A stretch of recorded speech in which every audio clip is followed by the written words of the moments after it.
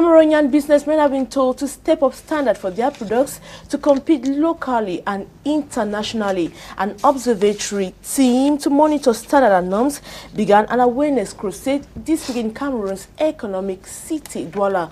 We equally talk about the election of staff representative that took place nationwide. We equally focus on childhood development. You're watching Roundup on your favorite television channel. Stay with us. Maureen is my name, and it is my pleasure to be with you. Before we begin, watch some news-making events of the week. I'll start by introducing my guest. She is Miranda E. Tatabod. You are the Director for Early Childhood Development. You equally work for the United Nations.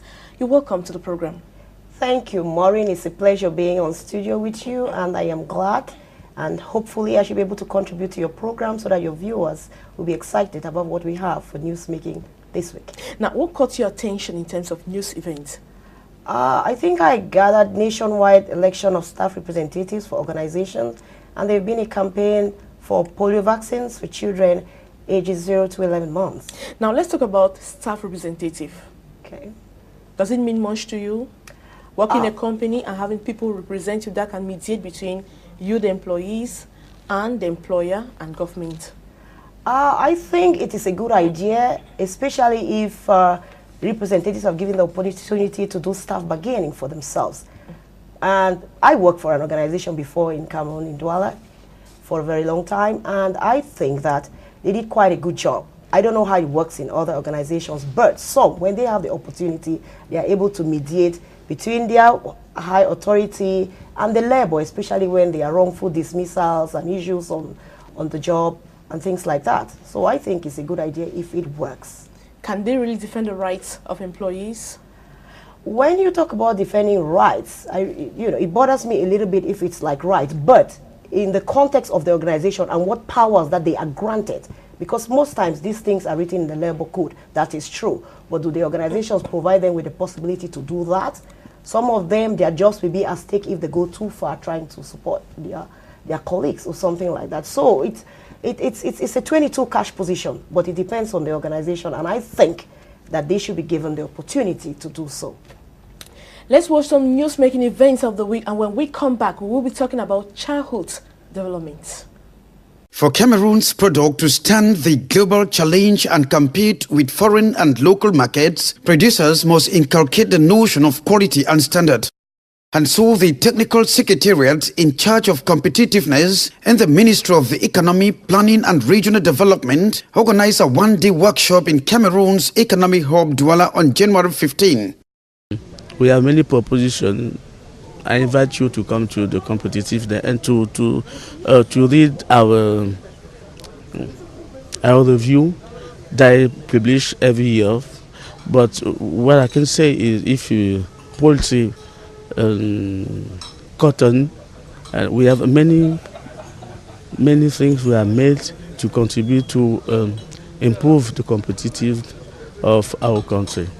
Faced with a problem of comparative advantage, either in terms of quality, cost, or after-sales service, public and parapublic as well as private sector managers were told to implement benchmark publications on competitiveness, that of renowned international organizations like World Economic Forum, the International Organization of Management and Development, and the Heritage Foundation. January 15, 2014. Elections of staff representatives in private and public enterprises in Cameroon. Has to check excesses from management, has to check excesses from the personnel, from the workers themselves. There's supposed to be a middle way to make sure that the corporation functions well. Needs to bring in something which we think that we have not had for some time. The challenge of the new team of staff delegates at the Cameroon Radio Television, as outlined by the National Trade Union for Communications, SINACOM. So I expect, especially that in CRTV, for some of us who work so much, that when you work extra hours, you should have something as compensation. That like other corporations, at the end of the year, we should be looking forward to having a 13th month salary or something close to that. That we should also have insurance, because as we speak, we are not sure whether we are insured as workers in CRTV or not. And it's not only as workers in CRTV, in other corporations, the family of the worker is insured. So we expect also that our families should be insured, because we work in what we call a prestigious corporation. Already in place, the staff representatives at CAMTEL intends to preserve their experience. Voting is going on, and the Director of Human Resources calls for rigor and impartiality, and that the team should be for the interest of all the staff. I hope that those colleagues who will be elected will represent effective employee of CAMTEL, and they will defend the problem and act for the rights of employer of CAMTEL. So that's what we hope for this election. Not easy, as one thought. The election of staff representative in private and public enterprises in Yaoundé this day. The election of staff representatives for the National Social Insurance Fund, CNPS, has been postponed to April 15, 2014.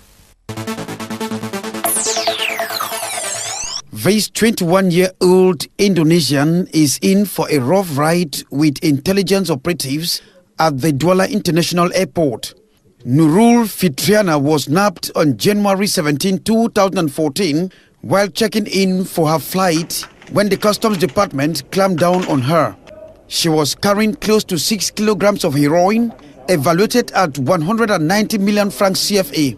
Destination: Douala, Nairobi, Nairobi, Bangkok, and Bangkok, Laos. During our routine checks this morning, we're doing the routine checks on Kenya Airways, flight KQ591 on the way to Kenya, Nairobi. And we happened to stumble on one of these narcotics that we seize regularly. From investigations, Nurul arrived Cameroon on January 14 on board Ethiopian Airlines. Her flight route into Cameroon was mapped those: Laos, Bangkok, Addis Ababa, Douala. But she avoided Addis Ababa and took a turnabout. She was nabbed at 10:30 local time while boarding a Kenyan Airways flight for Nairobi. Despite police interrogation, the 21-year-old girl was speechless. The last talk of heroin seized at the Douala International Airport dates back to November 27, 2013. And during the routine check, close to 8 kilograms of heroin was nabbed. Welcome back. With me in the studio is the Director of Childhood of the International Center for Childhood Development. She is Miranda E. Tatabot. Now, childhood development, what's it all about? Childhood development, I will come in, it's not like just childhood, it's an early childhood development. We're going to talk about children, like infants and toddlers from 0 to 3 years. Most times when we have children at home, it's like, okay, baby has come, and then there's somebody to take care of baby until baby starts going to school. But that's not about it. From the 0 age that they are until about 3, they have to learn. And that's how they learn to grow. Because like we all know, we have some inevitable areas in our lives that we don't bypass. When you're born, you grow, then you grow up as a mature, and then you grow old. But what really matters is the quality of life that goes along when you are growing up. And most times, it's supposed to be given from start. Which means that from 0, Yep. a child needs particular attention. That's what you mean? Exactly. Particular attention, not only giving them baby food, changing diapers, but you should be able to teach this baby how to grow. You smile at the baby, it's going to smile back at you. And if you frown at the baby, it's going to frown back at you. You play with the baby, they'll play with you. So it doesn't matter how little they may be. You think they are little ones, we just, take care, dump them. No, they are learning. They will learn. And they are supposed to learn, even at 0 age. Now, what inspired you? I have been a a mother. I am a mother, not like I'm a mother, so I know what growing up with the little baby is, and then working at the same time. And days have gone past by when we have nannies all over the place. Now they are not there anymore. And even when the nannies were there, we just thought that they would come and stay home and take care of the kids. Is it that your nanny did not do the job properly? They did, but I have gone through a lot. I have studied a lot. I have seen a lot of things happen, and I know that nannies were just there to give the baby food and then keep them until mommy comes home. But that's not it. So we have now seen that children have to grow and they have to learn. And what exactly should it be? It's that they should learn from start. So when babies are bright from start, that's the idea about the International Center for Early Childhood Development. Bright from start, from 0 until 3, and then we get you ready for school. That's the way it works in Cameroon. So do you mean that children who are not bright from the start, it means there's a problem with that child? There is a problem. There is going to be a problem. Or maybe the parent did not take time to like develop the skills of that child?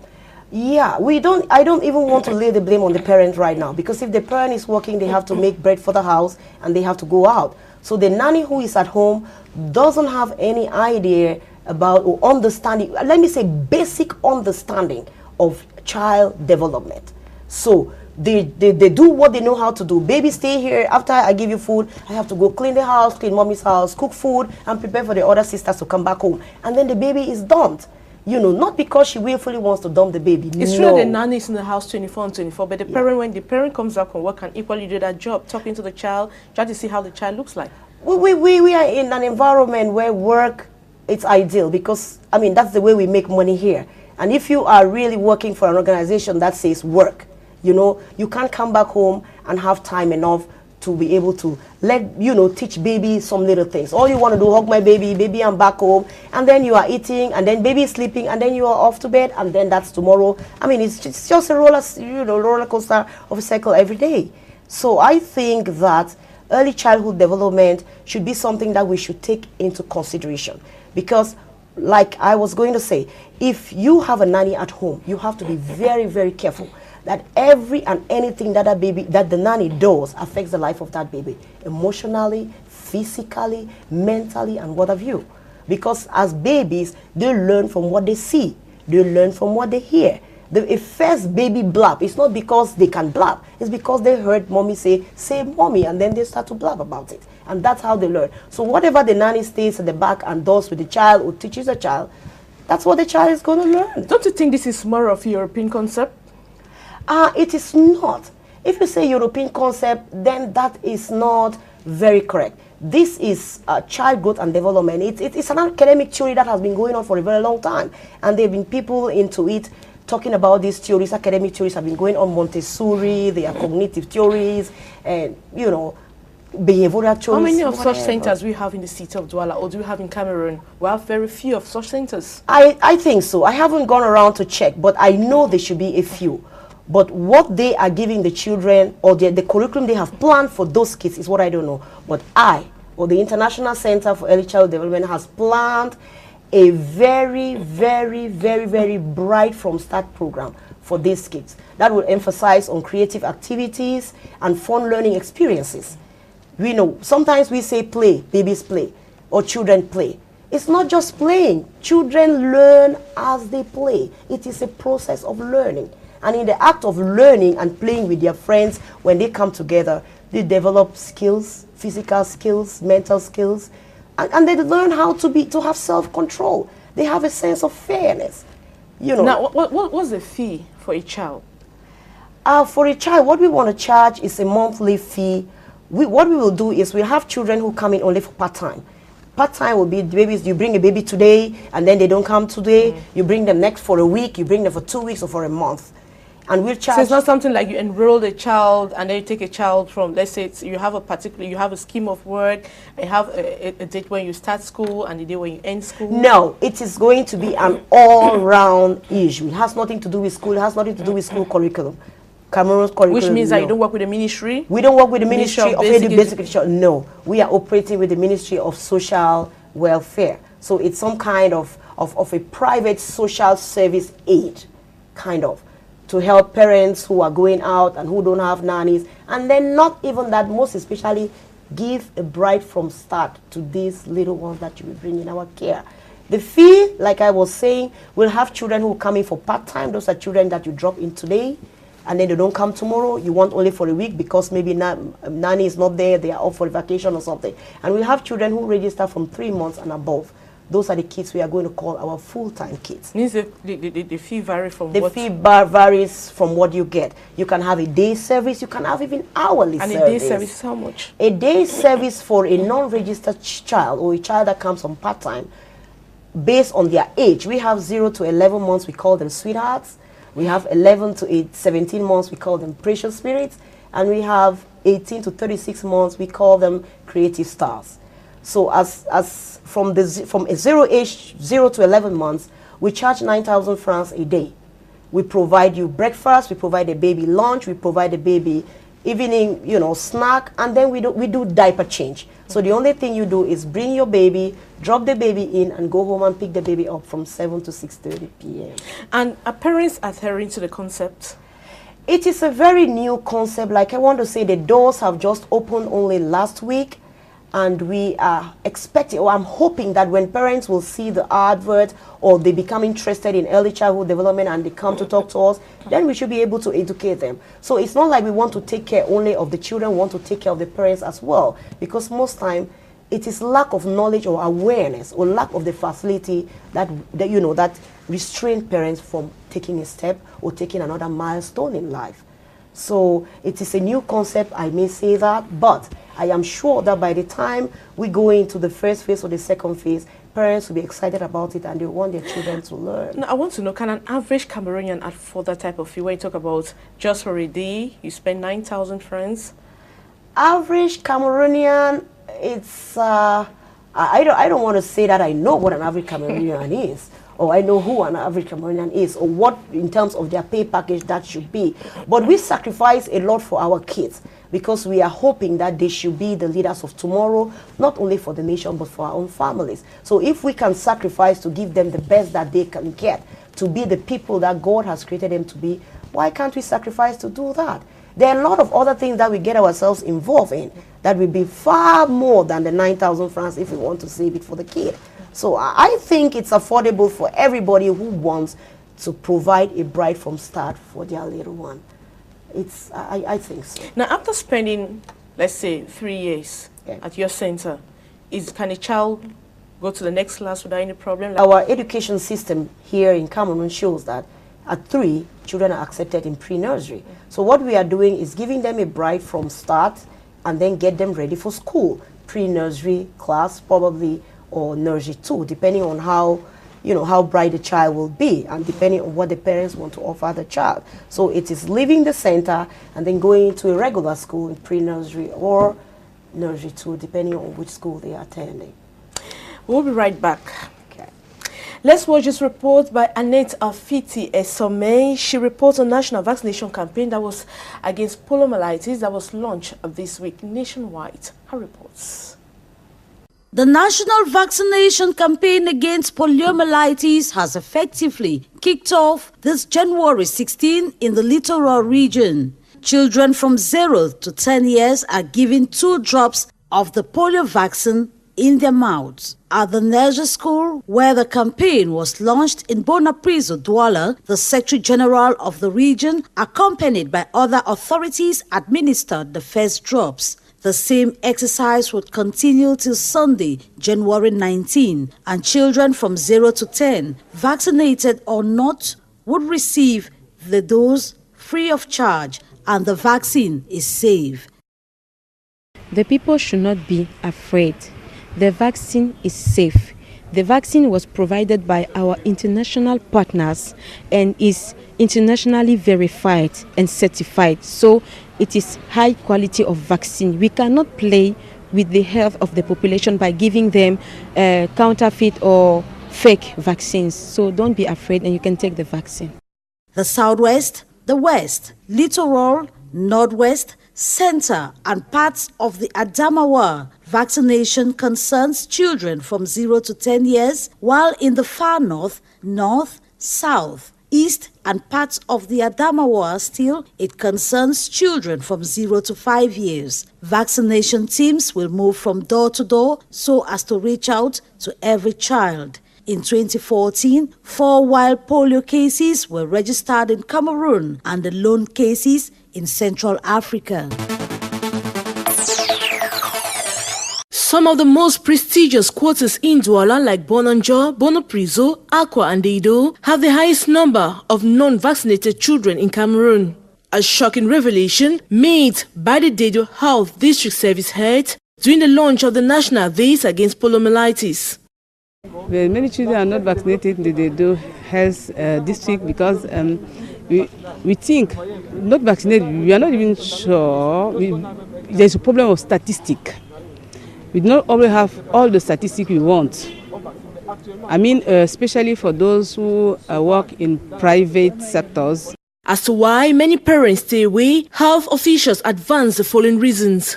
The most reason advanced, especially for example, for the 4 cases that were found is religious taboos. They say that in their community, their God protects them from the vaccine. And also, you can see the lack of confidence. People are not confident what kind of vaccine are we giving to them. Questioning how effective is communication strategy, it appears efforts are being made, from town crying to other forms. Apart from the normal channels that we know, that is you people, radio, television, we've also targeted religious leaders, that is imams, pastors, priests. We have passed the message inside churches during the meetings on Sundays, on Saturdays, on Friday for Muslims. Also, I said that we also saw leaders, local leaders, that is traditional leaders inside each community, to tell them, to encourage them to encourage their people. At all the occasions, usually when you have the opportunity to talk about vaccination, we do it. Because we do not only wait for the campaign. You know, the campaign comes 1 or 2 a year. If you only wait for the campaign, it cannot be enough. It's mind-blowing to understand the different myths, superstition and fears that still surround vaccination in Cameroon, despite the educational level of some people. Back here in the studio, I am accompanied by Miranda Tatabo. She is the director of the International Center for Early Childhood Development. For how long has your center been existing? It is very, very new, so it's a Bright from Start center as well. We have been doing some work at the at the facility that is besides Bonateke in Deido. You know, it looks very beautiful. If you are driving past, you sure will see that.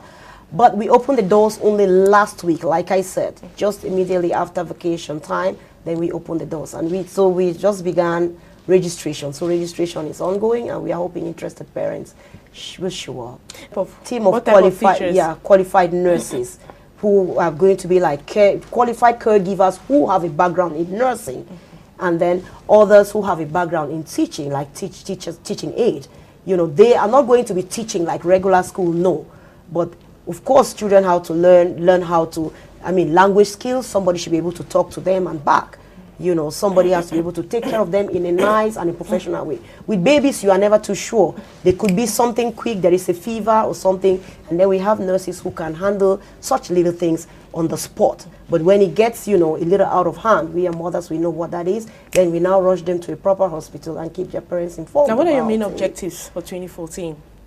The objective for 2014 is that I should be able to get some parents to imbibe in this idea of early childhood development and to be able to provide a Bright from Start learning program to the children that will come in our care. And I am trusting that it's going to be the same for our country, Cameroon. We are looking forward to the 2035 millennium goals. Being among the emerging nations. Exactly, emerging nations. We are doing well, I think, because having been in a country like South Sudan, I was there for 7 years, serving with the United Nations. So I know what it is when there has been a war and then peace comes in. And today, if you watch the news, they are down again far back there. And we are not in a place like that. And nobody in this country wants us to be like that. That notwithstanding, we are supposed to to bring our own nation to the level that every Cameroonian should be happy being a Cameroonian, and the young ones should be happy being Cameroonians because they have a job, at least to take a package back home. And what is your advice to parents? Parents. When it has to do with childhood development, at least those who can afford. Those who can't afford. I don't want to say you can't afford. Everybody can afford. You just have to make up your mind to want to do it for your kid.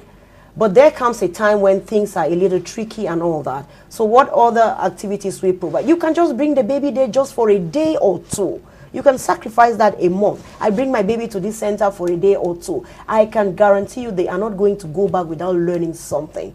Even just to make new friends. Even just learn how to take turns. I mean, like you see, adult Cameroonians don't even know how to wait. I was in the queue, you met me, and you want to bypass me. Those are things we didn't learn when we were growing up. So it's a little difficult for people to know, I can find my way through. But just, just queue up.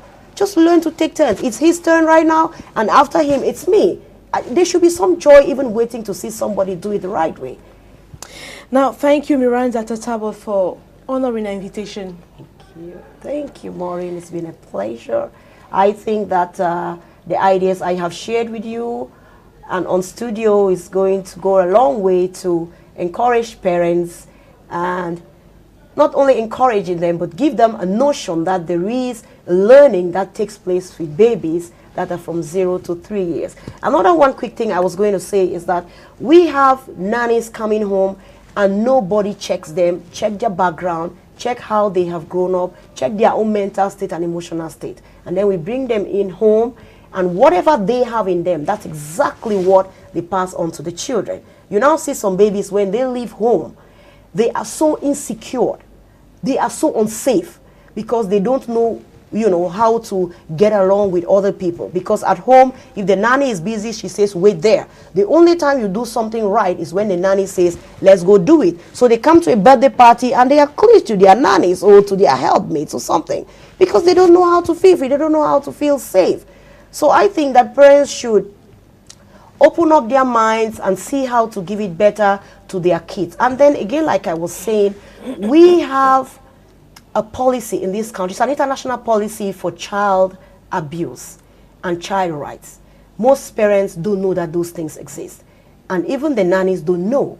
So they inflict some kind of punishment on children and babies because they don't know that they are growing up. Like a baby of 2, you say, take this and give me. She says, no. It's not because she wants to say no. It's just because she doesn't know how to express herself and to express her feelings. So when she says no, it's like, I don't want to do it now. But if she grows up with time, she should be able to tell you why I don't want to do it, or why I will do it, or do it my own time. They have a right to do all that. And then they are yelled at, then they are spanked, and then they are pinched. I mean, those are little things that frustrate children. And nobody wants the child to grow up like that. I'm very sure your message has gone through. Yeah. Ladies and gentlemen, thank you for watching. Take another rendezvous same time next week when it is exactly 6 p.m.